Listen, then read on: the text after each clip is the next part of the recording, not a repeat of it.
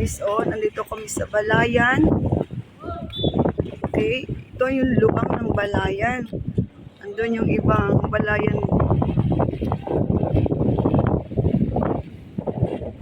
Bagong tinidevelop na place para sa sports. Ayan. Yung mga naglalaro pa dun. Baseball. Ito. Ang gymnasium. Tapos ayan. Naglalaro din doon. Ayan. Nagpa-practice din sila. Training. Then dito. Nandito kami sa swimming pool. Sa Aquatic Philippines. Philippine Aquatic. Balayan Aquatic Center. Ayan. Ito kami sa Balayan. Balayan Aquatic Center. This is 50 meter swimming pool. Ayan. Luwang dito.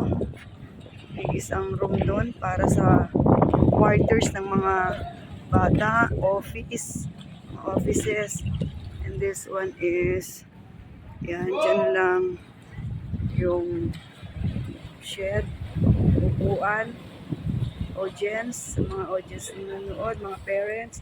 Pero parang lalagyan pa to, taas na to. Tsaka dun sa kabila, lalagyan pa rin daw yun ng ganyan. So ngayon, ginagawa pa rin ito, pero pinagagamit na sa amin ng mayor. At libre kami dito, for free. Take note, for free kami. Ayan. Ito yung with the help of Congressman Eric Buhain and Congresswoman Aileen Ermita and Mayor J.R. Pronda. Ayan. Napapakinabangan na po namin. Okay, from Nasugbu, pumupunta po kami dito sa Balayan. At kami po ay nakiki-training sa kanilang swimming pool. Na with the help also of Senator Rap Recto. Ayan, nakandito po kasi nakalagay din yan. Senator Rap Recto. Ayan. So nagtulong-tulong po sila. Siguro para sa pondo. Okay, para maipagawa ito na napakahalaga po sa manlalarong mga taga rito sa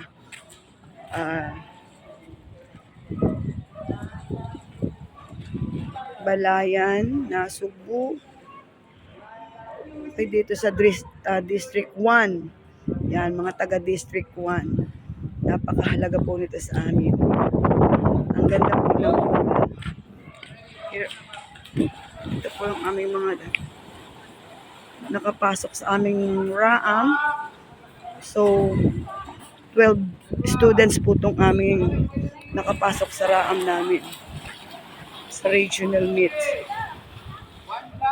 And our trainer, si Coach Norman.